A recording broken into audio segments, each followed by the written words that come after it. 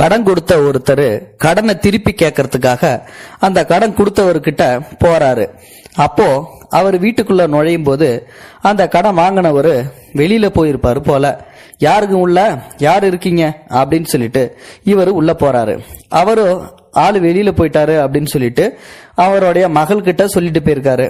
இப்போ அவருடைய மகள் தான் அங்க இருக்காங்க. சார், உங்களுக்கு என்ன வேணும்? எங்க அப்பா வெளியில போயிருக்காரு அப்படின்னு சொல்லி அந்த பொண்ணு முன்னாடி நிக்கிறா. இப்போ அந்த பொண்ணை பார்த்த உடனே இந்த வட்டிக்கு கடன் கொடுத்தா பாத்தீங்களா, இவனுக்கு கொஞ்சம் ஆசை வந்துருச்சு. அந்த பொண்ணை எப்படியாவது நம்ம தன்னுடைய இச்சைக்கு இணங்க வைக்கணும் அப்படின்னு சொல்லிட்டு அதோட அவன் என்ன பண்றான் அப்படின்னா, இந்த மாதிரி நான் உங்க அப்பா கிட்ட கடன் கொடுத்தேன், உங்க அப்பா இன்னைய வரைக்கும் வட்டி அசலும் திருப்பி செலுத்தவே இல்லை, எனக்கு எப்படியாவது இன்னைக்கு நான் வட்டி அசலையும் வாங்கிட்டு போய் தான் தீரணும், அதனால தான் வந்திருக்கேன் அப்படின்னு சொல்லி விவரத்தை சொல்றான். உடனே இந்த பொண்ணு, அப்பா வெளியில போயிருக்காரு, அவர் வந்ததுக்கு அப்புறம் நீங்க வேணா வாங்க அப்படின்னு சொல்லி சொல்றாங்க. அதெல்லாம் முடியாது, எனக்கு வட்டிக்கு நான் பணம் கொடுத்தது சும்மாலாம் போக முடியாது, எனக்கு கொடுத்தே ஆகணும் அப்படின்னு சொல்லி சொல்றாங்க. சார், நான் தான் சொல்றேன்ல, அப்பா வெளியில போயிருக்காங்க, இப்போதைக்கு என்கிட்ட பணமும் இல்லை, அப்பா வந்தாதான் ஏதாவது ஏற்பாடு பண்ணுவாரு அப்படின்னு சொல்லிட்டு உடனே இவனுக்கு அந்த பணத்துக்கு பதில் நீ வேணா என்னுடைய இச்சைக்கு இணங்குறியா அப்படின்னு சொல்லிட்டு அந்த பொண்ணு கிட்ட தகாத முறையில நடக்க முயற்சி பண்றான்.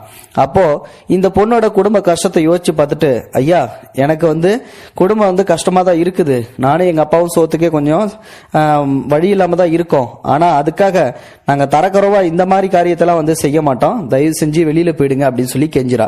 அதெல்லாம் முடியாது, ஒன்னு பணத்தை கொடு இல்லாட்டி ஒன்னையே கொடு அப்படின்னு சொல்லிட்டு அந்த பொண்ணை அழக்க தூக்கிட்டு போயிட்டு கட்டுல போயிட்டு அந்த பொண்ணை தன்னுடைய இச்சைக்கு எடுங்கிறதுக்கு முயற்சி செஞ்சிரான். அப்போ அந்த பொண்ணு அழுதுகிட்டே, வேணாங்கய்யா விட்டுருங்க விட்டுருங்க அப்படின்னு சொல்லி கெஞ்சிரா.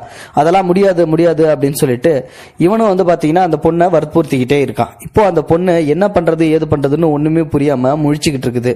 கடைசியில பாத்தீங்கன்னா அவர்கிட்ட, ஐயா, எனக்கு ஒரே ஒரு சான்ஸ், நிம்மதி இது மட்டும் கொடுங்க அப்படின்னு சொல்லி சொல்றாங்க. என்ன அப்படின்னு சொல்லும்போது, எனக்கு இன்னைக்கு முடியாது, தயவு செஞ்சு நீங்க நாளைக்கு வாங்க அப்படின்றாங்க. அதெல்லாம் முடியாது, எனக்கு இன்னைக்கே தான் நீ என்னுடைய இச்சைக்கு இணங்கியே தான் ஆகணும், இல்லாட்டி பணத்தை கொடு அப்படின்னு சொல்லி மிரட்டுறான். அப்போ பாத்தீங்கன்னா அந்த பொண்ணு, ஐயா, இன்னைக்கு நான் தலை குளிச்சிருக்கேன், அதாவது பீரியட்ஸ்ல நான் இருக்கேன், இன்னும் 3 நாள் கழிச்சு நீங்க வேணா பாத்துக்கோங்க அப்படின்னு சொல்லி சொல்றா. நாளைக்குன்னு சொன்னா இப்ப என்னடா 3 நாளுங்கிற?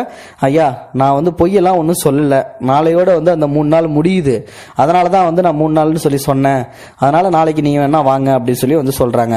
சரி அப்படின்னு சொல்லிட்டு இவனும் பாத்தீங்கன்னா, நாளைக்கு நான் கண்டிப்பா வருவேன், உனக்கு 3 நாள் முடியுது நாளையோட, அதனால நிச்சயமா நான் வருவேன் அப்படின்னு சொல்லிட்டு அந்த பொண்ணுகிட்ட மிரட்டிட்டு அங்க இருந்து போறான். சரின்னு சொல்லிட்டு அடுத்து பாத்தீங்கன்னா அந்த பொண்ணு இவனுக்காக விருந்து சாப்பாடு எல்லாத்தையும் ரெடி பண்ணி வச்சிருக்காங்க, ஒரு 16 வகையான விருந்து சாப்பாடு.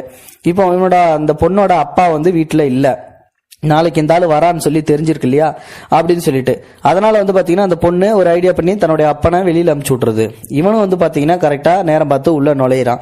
16 வகையான விருந்து சாப்பாடு. உடனே அந்த சாப்பாடை சாப்பிட்டுட்டு அதுக்கப்புறம் 2 பேரும் சந்தோஷமா இருக்கலாம் அப்படின்னு சொல்லிட்டு அந்த பொண்ணு சொல்லுது. உடனே இவன் அதுக்கெல்லாம் எனக்கு டைம் இல்ல, எனக்கு இப்பவே நடந்தாகணும் அப்படின்னு சொல்லிட்டு அந்த பொண்ணு கிட்ட முயற்சி செய்யறான் தகாத முறையில. உடனே அவசரப்படாதீங்க, நீங்க எப்பயுமே இப்படிதான் அவசரப்படுறீங்க, உங்களுக்காக தான் சமைச்சு வச்சிருக்கேன், நீங்க வேணா இதை சாப்பிட்டுட்டு 2 பேரும் அதுக்கப்புறம் சந்தோஷமா இருக்கலாம் அப்படின்னு சொல்லி அந்த பொண்ணு சொல்றாங்க. சரின்னு சொல்லிட்டு இவனும் அடுத்து என்ன பண்றான், அந்த சாப்பாடை போய் சாப்பிட்றான். அதுக்கப்புறம் பாத்தீங்கன்னா சாப்பிட்டு முடிச்சிடறான். முடிச்சிட்டு கை கழுவிட்டு சாப்பிட்டுட்டு இப்ப என்ன சொல்ற, சாப்பிட்டு முடிச்சாச்சு அப்படின்னு சொல்லிட்டு அந்த பொண்ணு கிட்ட இப்ப கேக்குறான். அப்போ பாத்தீங்கன்னா மறுபடியும் பாத்தீங்கன்னா கொஞ்சம் ஒரு 5 நிமிஷம் பொறுங்க அப்படின்னு சொல்லி சொல்றாங்க. என்னது, என்னை ஏமாத்தலாம்னு சொல்லி பாக்குறியா, அதெல்லாம் முடியவே முடியாதுன்னு சொல்லிட்டு மறுபடியும் அந்த பொண்ணை வலுக்கட்டாயமா தன்னுடைய இச்சைக்கு இணங்கிறதுக்கு முயற்சி செய்யறான். அப்போ அந்த பொண்ணு பாத்தீங்கன்னா ஒரே ஒரு கேள்வி மட்டும் எனக்கு பதில் சொல்லுங்க, அதுக்கப்புறம் நீங்க என்ன சொன்னாலும் நான் கேட்கிறேன் அப்படின்னு சொல்லி அந்த பொண்ணு சொல்றா. சரின்னு சொல்லிட்டு, என்ன கேள்வி, முதல்ல அதை சீக்கிரம் கேளு அப்படின்னு சொல்லி அவனும் சொல்றான். அப்போ பாத்தீங்கன்னா அந்த பொண்ணு, நீங்க இப்ப 16 வகையான சாப்பாடு சாப்பிட்டீங்கல்ல?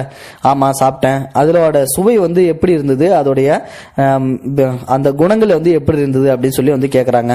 16 வகையான சாப்பாடு எனக்கு ஒன்னும் பெருசா டிஃபரெண்ட் தெரியல, ஆனா அதோட சுவை ஒரே மாதிரி தான் இருந்தது அப்படின்னு சொல்லிட்டு சொல்றான். அதே மாதிரி தாங்க நாங்களும் பெண்களும், எல்லாரும் மாதிரியே நாங்களும் பெண்கள் தான், எங்களுக்கு மட்டும் ஒன்றும் வித்தியாசமா எதுவும் இல்லை, நாங்களும் ஒரு சராசரி பெண்கள் தான், உங்களுடைய வீட்டில் இருக்கிற அந்த பெண்கள் மாதிரியே எங்களையும் நீங்க நினைக்க வேண்டியது தானே, ஏன் எங்களை மட்டும் தப்பான கண்ணத்துல பாக்குறீங்க, இதுவே உங்க மனைவியோ இல்ல உங்க தங்கச்சியோ உங்க அம்மாவோ இதே ஏன் நிலைமையில இருந்திருந்தா நீங்க இப்படிதான் முயற்சி செஞ்சிருப்பீங்களா அப்படின்னு சொல்லிட்டு உங்க அம்மா உங்க தங்கச்சி உங்க மனைவி அது மாதிரி தாங்க நானும் ஒரு பொண்ணு அப்படின்னு சொல்லி அந்த கடன் கொடுத்தவன்ட்ட அந்த பொண்ணு எடுத்து சொல்லுது. அந்த பொண்ணு சொல்ல சொல்ல இவனுக்கு பாத்தீங்கன்னா கண்ணீர் தார தாரியா கொட்ட ஆரம்பிச்சிடுது. ஆகிடுது. உடனே வந்து பாத்தீங்கன்னா அந்த பொண்ணோட காலில் விழுந்து என்னை மன்னிச்சிருமா, நான் தவறான முடிவு வந்து எடுத்துட்டேன், எனக்கு நீ புத்தியில் அடிக்கிற மாதிரி வந்து சொல்லிட்டேன், இனிமேல்ட்டு இந்த மாதிரி காரியத்தை நான் எந்த ஒரு பொண்ணுகிட்டையும் செய்ய மாட்டேன் அப்படின்னு சொல்லிடுறாங்க. இது வந்து ஒரு உண்மை சம்பவம். நண்பர் ஒருவர் வந்து முகநூல் பதிவில் வந்து பதிவிட்டிருந்தாரு. இந்த சம்பவத்தை பத்தி நீங்க என்ன நினைக்கிறீங்க அப்படின்றத மறக்காம கமெண்ட் பாக்ஸ்ல சொல்லுங்க. தேங்க்யூ ஃபார் வாட்சிங்.